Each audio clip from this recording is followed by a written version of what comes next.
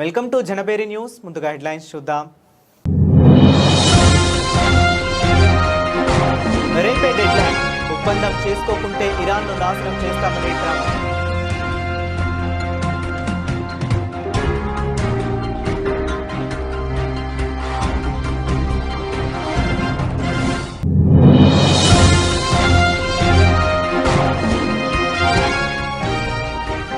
శాంతి, అభివృద్ధి కోసం కాంగ్రెస్ను అస్సాంకు దూరంగా ఉంచడం చాలా ముఖ్యం. ప్రజలకు పిలుపునిచ్చిన ప్రధాని మోదీ.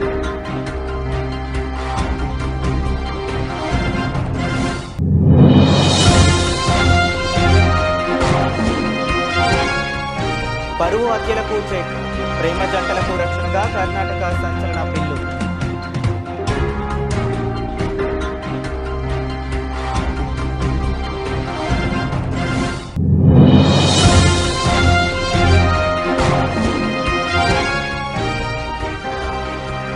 బీజేపీ చండీగఢ్ కార్యాలయంపై దాడి జరిగింది. ఐఎస్ఐఏ స్పష్టం చేసిన పంజాబ్.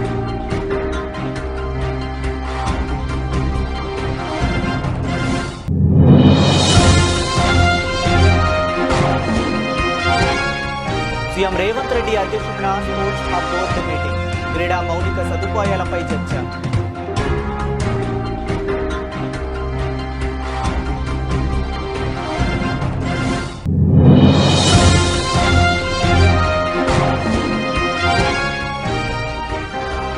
జలవనరుల సంరక్షణకు 100 రోజుల యాక్షన్ ప్లాన్, యాడికి నుంచి ప్రారంభించినట్లు తెలిపిన సీఎం చంద్రబాబు.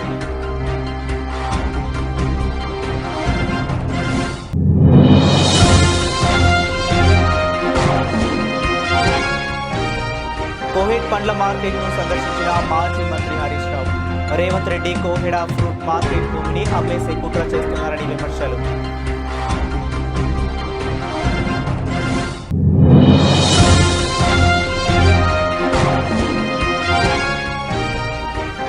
అమరావతి నిర్మాణంపై ప్రభుత్వం ప్రజలను తప్పుదోవ పట్టిస్తున్నది. వైసీపీ ఎమ్మెల్సీ తూమాటి మాధవరావు విమర్శలు.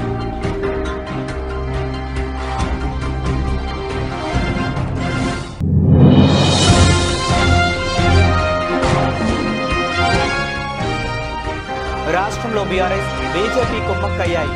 ఖానాపూర్లో బీఆర్ఎస్ బీజేపీ దోస్తీ బయటపడిందన్న ప్రభుత్వ విప్ ఎమ్మెల్యే ఆది శ్రీనివాస్.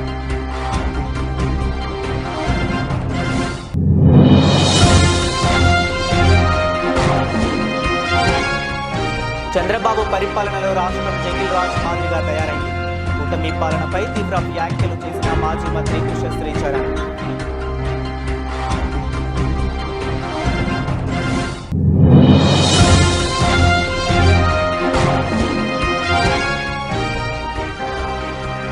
చిన్నస్వామిలో హై స్కోరింగ్ మ్యాచ్, సిఎస్కేపై ఆర్సీబీ ఘన విజయం, చరిత్ర సృష్టించిన భువి.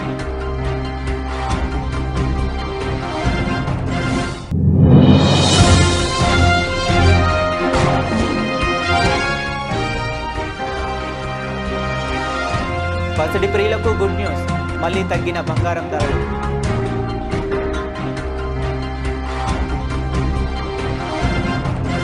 అమెరికా, ఇరాన్ మధ్య ఉద్రిక్తతలు తీవ్ర స్థాయికి చేరాయి.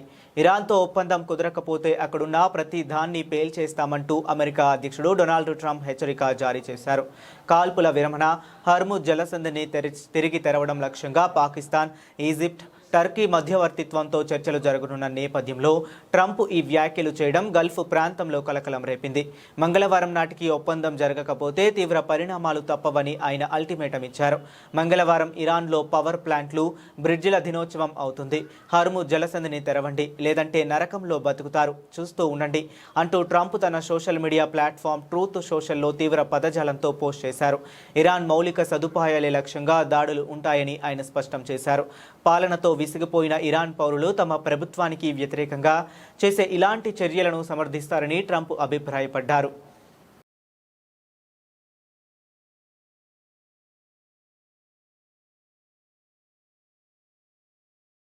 అస్సాం ఎన్నికల వేళ బార్పేట్లోని నిర్వహించిన భారీ బహిరంగ సభలో ప్రధాని మోదీ పాల్గొన్నారు.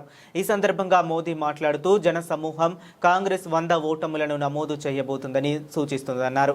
గడిచిన 10 ఏళ్లు అస్సాం గుర్తింపును కాపాడుకోవటమేనే కేటాయించామని, ఇప్పుడు మనం ఈ గుర్తింపునకు ప్రపంచానికి చాటి చెప్పాలని పిలుపునిచ్చారు. శాంతి, అభివృద్ధి కోసం కాంగ్రెస్ను అస్సాంకు దూరంగా ఉంచడం చాలా ముఖ్యమని చెప్పుకొచ్చారు. विकास के काम नहीं करती, कांग्रेस शॉर्ट टर्म काम करती है ताकि उसमें करप्शन कर सके। वहीं बीजेपी एक लंबे विजन के साथ काम करने वाली पार्टी है। हम विकसित असम से विकसित भारत के लक्ष्य को लेकर चल रहे हैं और इसलिए हमने बीते 10 साल में पूरी मेहनत से काम किया है।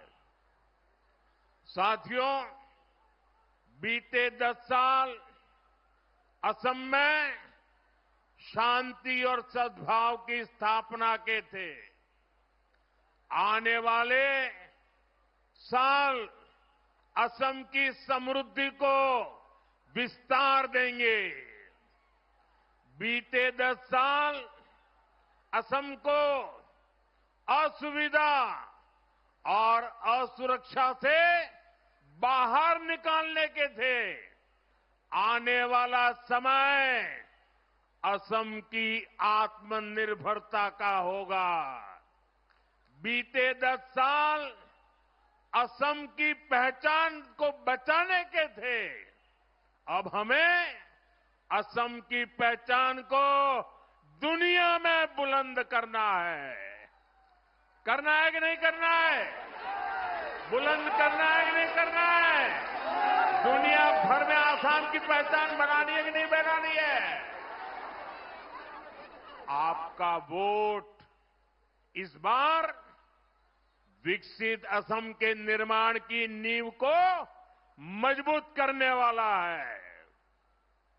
और साथियों, आप सब जानते हैं,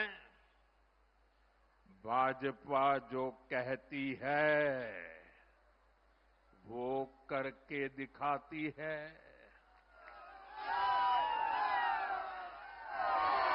हम असम को उस बुलंदी की तरफ लेकर जा रहे हैं जिसके असम के लोग हकदार हैं। साथियों, यहां से मानस नेशनल पार्क ज्यादा दूर नहीं है। मां कामाख्या का आशीर्वाद इस पूरे क्षेत्र पर है। यहां आस्था और अध्यात्म से जुड़े बड़े स्थान है। असम में जैसे जैसे कनेक्टिविटी सशक्त हो रही है, यहां टूरिज्म का भी विस्तार होता जा रहा है और इसका फायदा पूरे असम को होगा। పరువు హత్యలకు అడ్డుకట్ట వేస్తూ ప్రేమ జంటలకు రాజ్యాంగబద్ధమైన రక్షణ కల్పించే దిశగా కర్ణాటక ప్రభుత్వం ఒక విప్లవాత్మక అడుగు వేసింది. కులం, మతం పేరుతో జరిగే దాడుల నుంచి ప్రేమికులను కాపాడేందుకు ఉద్దేశించిన కర్ణాటక వివాహ ఎంపిక స్వేచ్ఛ, గౌరవం పేరిట జరిగే నేరాల నిరోధక బిల్లు 2026కు రాష్ట్ర మంత్రివర్గం ఆమోదం తెలిపింది. ఈ నిర్ణయం దేశవ్యాప్తంగా చర్చనీయాంశంగా మారింది. ఈ బిల్లు ప్రకారం తమకు ప్రాణహాని ఉందని భావించే ప్రేమ జంటలు పోలీసులను ఆశ్రయిస్తే ఫిర్యాదు అందిన 6 గంటల్లోనే వారికి రక్షణ కల్పించాలి. వారి కోసం ప్రభుత్వం ప్రత్యేకంగా సేఫ్ హౌస్లను ఏర్పాటు చేయనుంది. బాధితులకు సహాయం అందించేందుకు ప్రతి జిల్లాలో ప్రత్యేక సెల్తో పాటు 24 గంటలు పనిచేసే హెల్ప్ లైన్ నెంబర్లను కూడా అందుబాటులోకి తేనుంది. పరువు పేరుతో దాడులకు పాల్పడడం, సామాజిక బహిష్కరణ విధించడం వంటి చర్యలను ప్రభుత్వం ఈ బిల్లులో తీవ్రమైన నేరంగా పేర్కొంది. నేరం రుజువైతే నిందితులను కనిష్టంగా 5 ఏళ్ల జైలు శిక్ష నుంచి గరిష్టంగా మరణశిక్ష వరకు విధించేలా కఠిన నిబంధనలు చేర్చింది.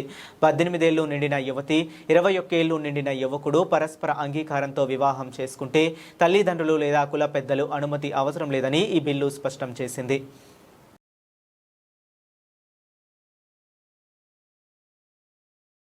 బీజేపీ చండీగఢ్ కార్యాలయం జరిపిన దాడిని ఐఎస్ఏఏ ప్రయోజితం చేసి ప్రణాళిక వేసిందని పంజాబ్ డీజీపీ స్పష్టం చేశారు. పోర్చుగల్లోని బల్జోత్ సింగ్ ఆలియాస్ జోత్, జర్మనీలోని హర్జీత్ సింగ్ లాడీ అనే ఐఎస్ఐ హ్యాండర్లు 2 లక్షల నగదు బహుమతి ఇస్తామన్న ఆశ చూపి నిందితులను ఈ దాడి చేసేలా ప్రేరేపించారని డీజీపీ తెలిపారు.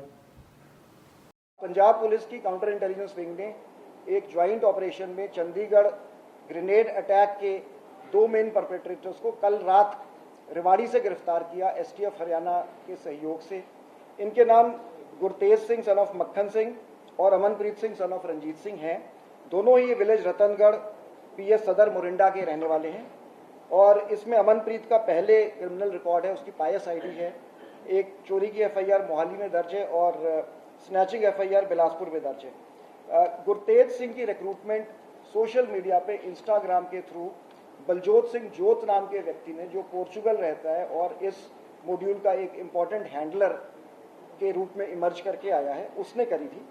और उसने गुरतेज को 28 तारीख को ये कंसाइनमेंट बलाचौर नवाशहर एरिया से कलेक्ट करने के लिए उसको डिप्यूट किया था और साथ में मनदीप एलियास अभिजोत शर्मा और रूबल चौहान इसके साथ गए थे गुरतेज के साथ और कंसाइनमेंट इन्होंने जसवीर सिंह जस्सी से रिट्रीव करके इसकी आगे उन्होंने टारगेट आइडेंटिफिकेशन के लिए चंडीगढ़ में रेकी करी और उसके बाद 1 तारीख को ये ग्रेनेड लॉब किया।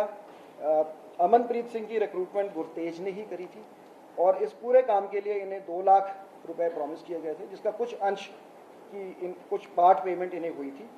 और ग्रेनेड अमनप्रीत ने फेंका था, उसका वीडियो गुरतेज ने बनाया था और कंटिन्यूसली ये अपने हैंडलर्स के साथ इन टच फ़ोन पे थे। इन्हें इनफैक्ट ग्रेनेड कैसे लॉब करना है, उसकी पिन कैसे रिमूव करनी है, ये फ़ोन पे बताया गया था और कुछ ट्रेनिंग वीडियोस इनके साथ शेयर किए गए थे। और ये कंसाइनमेंट कटआउट्स के through layered chain of operatives के थ्रू डिलीवर करी गई थी। तो 16 मार्च को ये माजरी विलेज है जिसमें बलविंदर सिंह शम्मी, जो बलजोत जोत का एक्वेंटेंस है, उसने जो है ये शम्मी को कहा था कि तुम्हें एक सरपंच नाम के व्यक्ति का फ़ोन आएगा और सरपंच व्यक्ति ने फिर उससे कंसाइनमेंट कलेक्ट करवाई। वो कंसाइनमेंट ले जाके उसने आगे हैंड ओवर करी चरणजीत सिंह चन्नी नाम के व्यक्ति को, जो कि पोर्चुगल का पीआर है। और चरणजीत सिंह चन्नी ने आगे ये कंसाइनमेंट, चरणजीत सिंह चन्नी को हरजोत लाडी जो जर्मनी बेस्ड है वो हैंडल कर रहा था, तो उसने फिर आगे ये कंसाइनमेंट जसवीर जस्सी को हैंड ओवर करी, जो कि बलजोत जोत का जो फ्रेंड था। मतलब हैंडलर भी चेंज हो जाते थे एक कटआउट के बाद और जो ऑपरेटिव भी चेंज हो जाता था। और जसवीर जस्सी, जैसे मैंने पहले बताया, बलजोत जोत का चाइल्डहुड फ्रेंड है और उसे इस काम के लिए 20,000 रुपये दिए गए थे। उसने 12 दिन ये कंसाइनमेंट अपने पास रखी और रिकवरी पुलिस ने एक जो लाइव ग्रेनेड है वो जसवीर जस्सी से रिकवर किया है, जिगाना पिस्टल बलविंदर लाल शामी से और कुछ राउंड्स रिकवर हुए हैं। इनिशियल इसका क्लेम सुखजिंदर सिंह बब्बर के नाम से हुआ था, उसके बाद सिख टाइगर्स ऑफ खालिस्तान ने इसका क्लेम किया। दोनों ही स्यूडो एंटिटीज़ हैं और इनकी कोई कंपोजिशन नहीं है, ये लॉ एनफोर्समेंट को कंफ्यूज करने के लिए ये नाम यूज़ किए जाते हैं।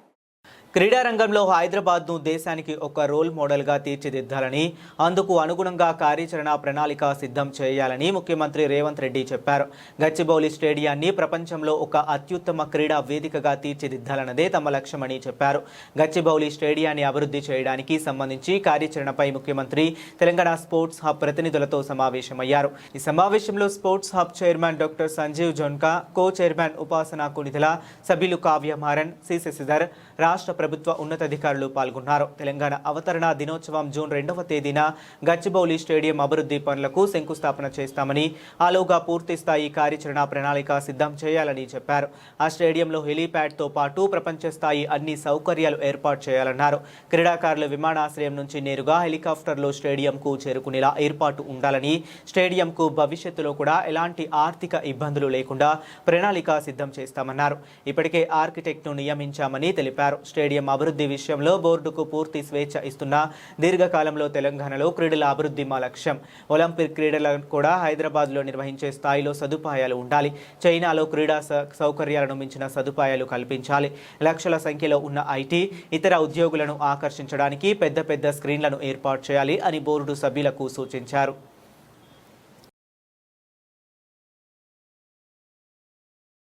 జలవనరుల సంరక్షణకు 100 రోజుల యాక్షన్ ప్లాన్ను యాడికి నుంచి ప్రారంభించనున్నట్లు ఆంధ్రప్రదేశ్ ముఖ్యమంత్రి నారా చంద్రబాబు నాయుడు వెల్లడించారు. ఈరోజు అనంతపురం జిల్లా తాడిపత్రి నియోజకవర్గంలో చంద్రబాబు పర్యటిస్తున్నారు. నీటి భద్రత, సాగునీటి సంఘాల బాధ్యత కార్యక్రమంలో ఆయన పాల్గొన్నారు. ఈ సందర్భంగా రైతులు సాగునీటి సంఘాలతో సమావేశమవుతారు. నేటి నుంచి జూలై 14వ తేదీ వరకు జలవనరుల సంరక్షణ చర్యలు ప్రభుత్వం చేపట్టనుంది. నీటి భద్రతలో ప్రజలు, రైతులను భాగస్వాములను చేసేలా రూపకల్పన చేయనున్నారు. జల సంరక్షణకు 60,000 మంది సాగునీటి సంఘాల సభ్యుల ద్వారా చర్యలు చేపట్టనున్నారు. దీనికి సంబంధించి ఇప్పటికే అన్నమయ్య జిల్లాలో ప్రభుత్వం ఉత్తమ ఫలితాలను రాబట్టింది. భూగర్భ జల మట్టాలను పెంచేందుకు మిషన్ మోడల్లో ప్రభుత్వం ముందుకు సాగుతుంది. వేసవిలో 6 కిలోమీటర్లు, వర్షాకాలం తరువాత 3 కిలోమీటర్ల మేర భూగర్భ జలాలు ఉండేలా కార్యాచరణ చేపట్టారు. సమగ్ర నీటి వినియోగంతో పాటు వీలైనంత ఎక్కువ వర్షపు నీటిని ఒడిసిపట్టేలా ప్రణాళికలు రూపొందిస్తున్నారు. భవిష్యత్తులో నీటి అవసరాలు పెరగనున్న నేపథ్యంలో ముందుగానే ప్రభుత్వం సిద్ధమవుతుంది. నీటి వనరులను రియల్ టైంలో మానిటరింగ్ చేసేందుకు ఇప్పటికే అవేర్ 2.0ను ప్రభుత్వం తీసుకువచ్చింది. కూడా మీరు ఆలోచించుకోవాలి. ఇప్పుడే ఇక్కడ ఒక రైతు చెప్పాడు, ఒకప్పుడైతే నేను వచ్చేవాడిని అనంతపూర్కి. వచ్చినప్పుడు ఎన్ని సమస్యలు అంటే 10 సంవత్సరాల్లో 8 సంవత్సరాలు పంటలు వచ్చేటివి కాదు, నీళ్లు కూడా సరిగా ఉండేటివి కాదు. ఒకసారి అందరూ అడిగారు, కనీసం వేరుశనగ పంట వేస్తున్నాం, మాకు ఇబ్బందులు ఉన్నాయి, కనీసం ఇన్పుట్ సబ్సిడీ ఇవ్వండి, కనీసం పెట్టుబడి ఖర్చులు విత్తనాల కన్నా ఇచ్చే బాధ్యత తీసుకోమంటే మొట్టమొదటిసారిగా ఇన్పుట్ సబ్సిడీ ప్రారంభించింది ఈ అనంతపురం జిల్లా నుంచి అని చెప్పి మరొకసారి మీ అందరికీ తెలియజేస్తున్నాను. రేవంత్ రెడ్డి కోహెడ ఫ్రూట్ మార్కెట్ భూమిని అమ్మేసే కుట్ర చేస్తున్నారని మాజీ మంత్రి ఎమ్మెల్యే హరీష్ రావు ఆరోపించారు. సోమవారం రంగారెడ్డి జిల్లా కోహెడ పండ్ల మార్కెట్ను మాజీ మంత్రి హరీష్ రావు సందర్శించారు. వ్యాపారులు ఎదుర్కొంటున్న సమస్యలు అడిగి తెలుసుకున్నారు. ఈ కార్యక్రమంలో సబితా ఇంద్రారెడ్డి, మాజీ ఎమ్మెల్యే మంచిరెడ్డి కిషన్ రెడ్డి పాల్గొన్నారు. ఈ సందర్భంగా హరీష్ రావు మాట్లాడుతూ 15 కోట్లకు 1 ఎకరం అంటే 200 ఎకరాలకు 3,000 కోట్ల రూపాయల విలువైన భూమిని దళారులకు కట్టబెడుతున్నారని అన్నారు. కేరళ నుంచి దళారులు వచ్చి లీలా హోటల్లో చర్చలు జరిపినట్లు సమాచారం కూడా ఉందన్నారు. ఈ భూమిని మింగే కుట్ర చేస్తా ఉన్నారు, ఈ భూమిని మాయ చేసే ప్రయత్నం చేస్తా ఉన్నారు. ఈ 200 ఎకరాలంటే ఇందాక సబితక్క అన్నారు, కిషన్ అన్న అంటున్నాడు, ఇక్కడ 15 కోట్లకు ఎకరం ఉంటుంది సార్ అంటున్నారు. అంటే ఈ 200 ఎకరాలంటే 3,000 కోట్ల విలువ కలిగిన భూమి. ఈ 3,000 కోట్ల విలువ కలిగిన భూమిని టీజీఐఐసికి ఇచ్చి అక్కడి నుంచి తమ అనుయాయులకు కట్టబెట్టే ప్రయత్నం. మొన్ననే వచ్చిందట ఎవరో మద్రాసుకి వెళ్ళి బంటి చెప్తుండే, లీలా హోటల్లో చాలా లీలాలు జరిగినాయని చెప్తుండే. కేరళకి వెళ్ళి ఎక్కడి నుంచి ఎవరు వచ్చి భూమి చూసిపోయినట్టు ఆల్రెడీ. కేరళకి వెళ్ళి కొందరు వచ్చేసి ఇదంతా దిగిందట, చూసిందట, లీలా హోటల్లో దిగిందట, కొంతమంది మనోళ్ళు పోయి మాట్లాడిందట.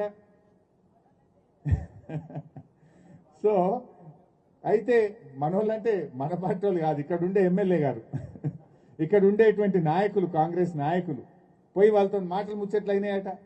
నేను అంటున్నా, రేవంత్ రెడ్డి గారు ఈ మార్కెట్ కడితే ఇక్కడ దాదాపు రోజు 25-30 వేల మంది రైతులు వస్తారు కదా. రోజు 25,000-30 వేల మంది రైతుల భవిష్యత్తు ముఖ్యమా? నువ్వు ఈ భూమిని 4 కంపెనీలకో 4 దళారులకో అడ్డదారిన కట్టబెట్టడం ముఖ్యమా? ఏది ముఖ్యము? ఒక ముఖ్యమంత్రి దళారుల కోసమో వ్యాపారుల కోసం పనిచేస్తాడా? లక్షలాది మంది రైతుల భవిష్యత్తు కోసం ఆలోచన చేయాలన్నా ముఖ్యమంత్రి? ఇప్పుడు నువ్వేం చేసినావు, ఈ భూమి టీజీఐసికి ఇస్తా, ఆన్నెన్నో గుట్టల పొన్న దిల్ భూములు ఉన్నాయి, ఆడ మీకు ఇస్తా అని అంటుండట. ఆ దిల్ భూముల సంగతి తెలియదా మనకు?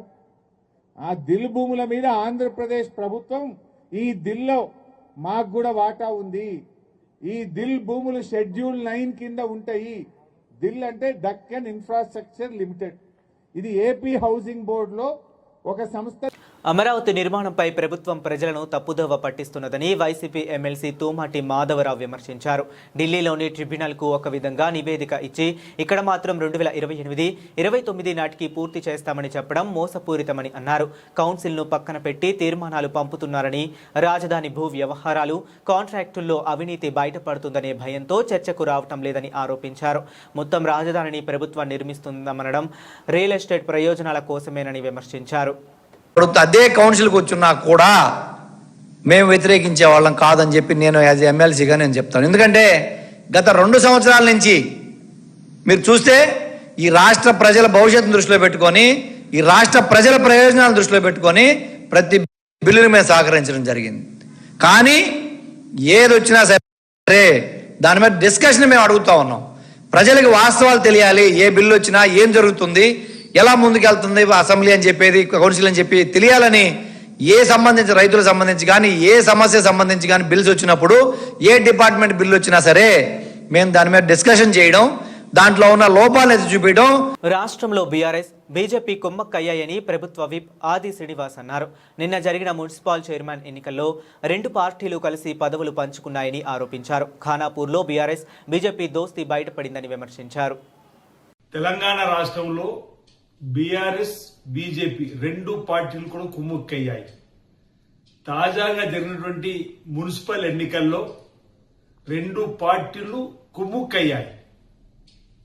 నిన్నటి రోజు జరిగినటువంటి ఇబ్రహీంపట్నం మున్సిపల్ ఎన్నికల్లో, ఈ రోజు ఖానాపూర్ మున్సిపల్ జరిగినటువంటి ఎన్నికల్లో బీజేపీకి చైర్మన్ పదవి ఇచ్చి వైస్ చైర్మన్ పదవిని బీఆర్ఎస్ పార్టీ తీసుకున్నటువంటిది. అంటే మొదటి నుంచి మేము చెప్తా ఉన్నాం, బీజేపీ బీఆర్ఎస్ పార్టీలు రెండు కూడా ఫెవికాల్ బంధంతో, విడదీయని బంధం, ఫెవికాల్ తో అతుకున్నది ఎలా ఉంటుందో అలా ఉంటుందని చెప్పని మేము మొదటి నుంచి కూడా చెప్తున్నాం. నిదర్శనం మాట చెప్తున్నాం. బీజేపీ రాష్ట్ర అధ్యక్షుడు రామచంద్రరావు గారు మాకు ఏ పార్టీతో పొత్తుండదని చెప్పిన మాట ఓవైపు చెప్తున్నాడు. మరి ఈ అంశం వారి దృష్టికి రాలేదా, ఈ విషయం వారికి తెలదా అని అంటున్నాం.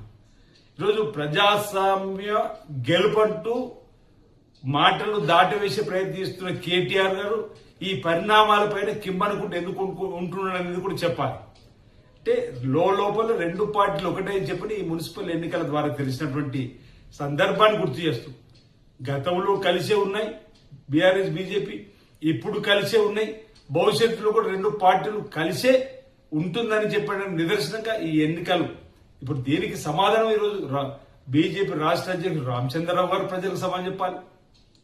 కేటీఆర్ గారు ప్రజాస్వామ్య విలువలంటూ ఈరోజు కిమ్మనకుంటూ ఉన్నటువంటి కేటీఆర్ కూడా ప్రజలకు సమాధానం చెప్పాల్సిన అవసరం ఉంది. ఏదేమైనా బీజేపీ బీఆర్ఎస్ ఒకటే అని ఈ తాజాగా మున్సిపల్ ఎన్నికల ద్వారా విదితమైన అంశాన్ని ప్రజలు గమనించాలని చెప్పి సందర్భంగా కోరుతా ఉన్నాను.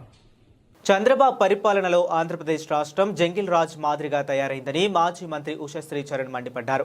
పట్టపగలే హత్యలు, దారుణాలు, అత్యాచారాలు జరుగుతున్నాయని ప్రభుత్వంపై విమర్శలు గుప్పించారు. మహిళలకు భద్రత లేనే లేదని హోంమంత్రి అనిత సొంత నియోజకవర్గంలో ఓ బాలికను కిడ్నాప్ చేయగా ఇంతవరకు ఆమె ఆచూకీ తెలియలేదు అంటే పరిస్థితి ఎలా ఉందో అర్థమవుతుందని అన్నారు. అరవ శ్రీధర్ లాంటి ఎమ్మెల్యేల అరాచకం చూస్తుంటే ప్రజలు సిగ్గుతో తలదించుకోవాల్సిన దుస్థితి ఉందంటూ ఘాటు వ్యాఖ్యలు చేశారు.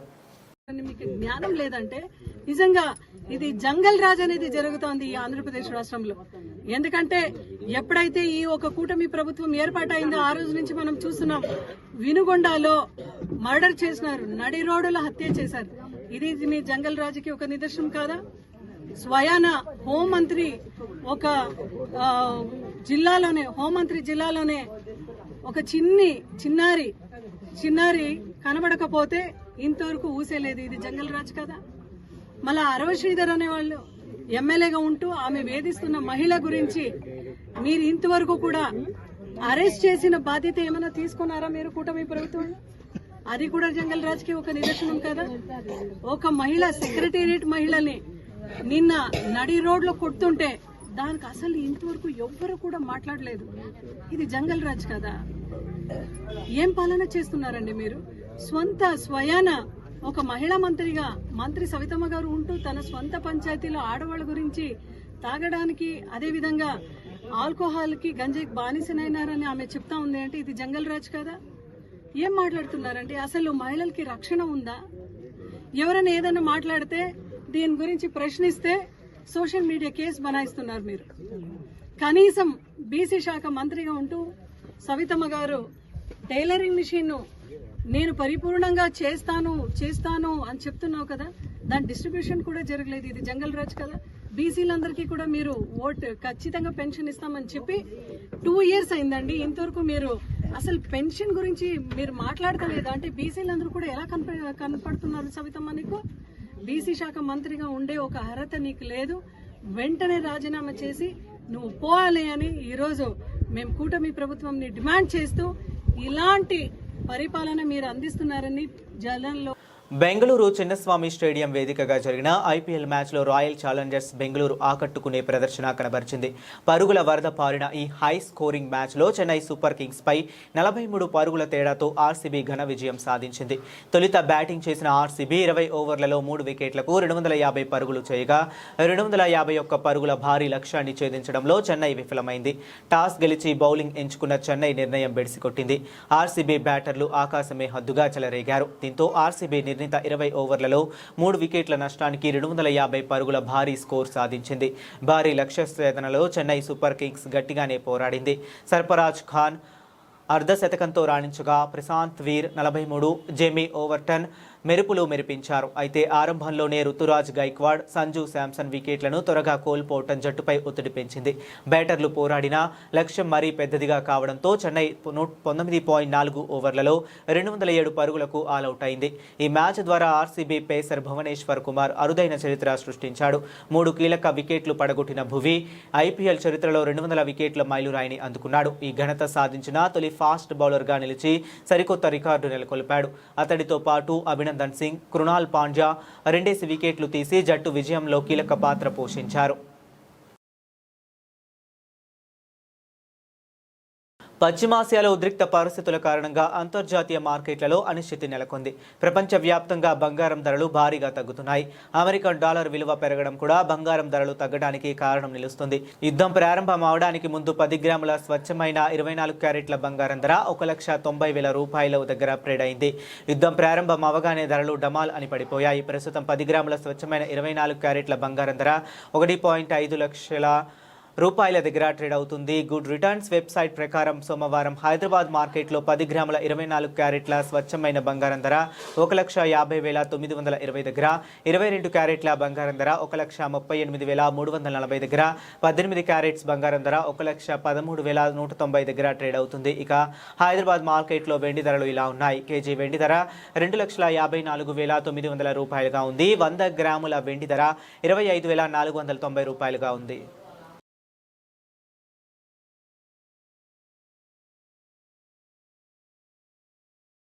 బులెటిన్ ముగించే ముందు మరొకసారి హెడ్లైన్స్ చూద్దాం. రేపే డెడ్లైన్, ఒప్పందం చేసుకోకుంటే ఇరాన్ను నాశనం చేస్తామని ట్రంప్.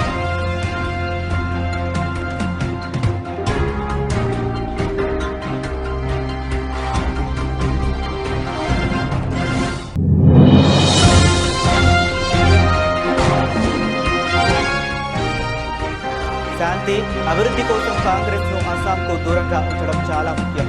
ప్రజలకు పిలుపునిచ్చిన ప్రధాని మోదీ.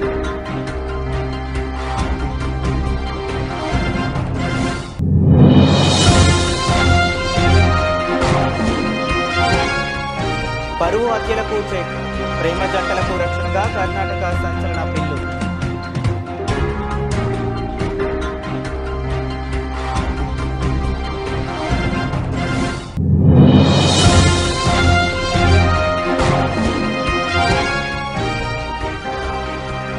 బీజేపీ చండీగఢ్ కార్యాలయంపై దాడి జరిగింది. ఐఎస్ఐఏ స్పష్టం చేసిన పంజాబ్.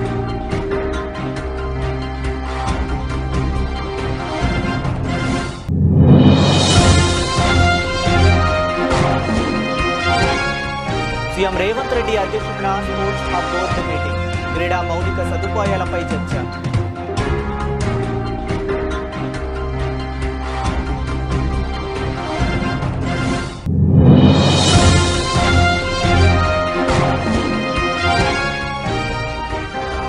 జలవనరుల సంరక్షణకు 100 రోజుల యాక్షన్ ప్లాన్, యాడికి నుంచి ప్రారంభించినట్లు తెలిపిన సీఎం చంద్రబాబు.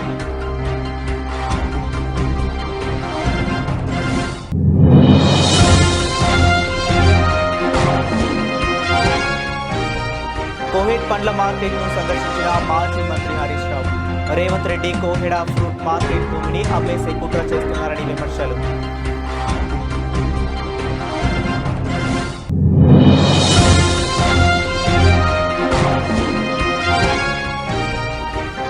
అమరావతి నిర్మాణంపై ప్రభుత్వం ప్రజలను తప్పుదోవ పట్టిస్తున్నది. వైసీపీ ఎమ్మెల్సీ తూమాటి మాధవరావు విమర్శలు.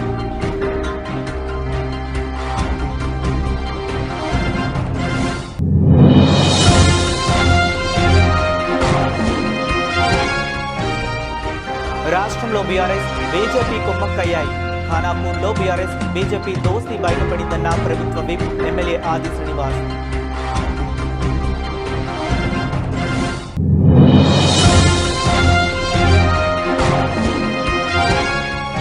చంద్రబాబు పరిపాలనలో రాష్ట్రం జంగిల్ రాజ్ మాదిరిగా తయారైంది.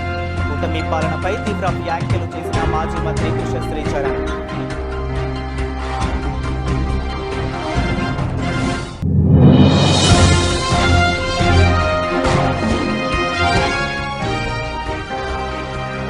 చిన్నస్వామిలో హై స్కోరింగ్ మ్యాచ్.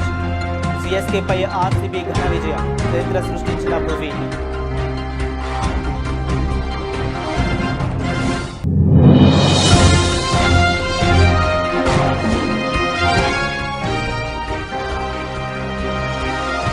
పసిడి ప్రియులకు గుడ్ న్యూస్. మళ్లీ తగ్గిన బంగారం ధరలు.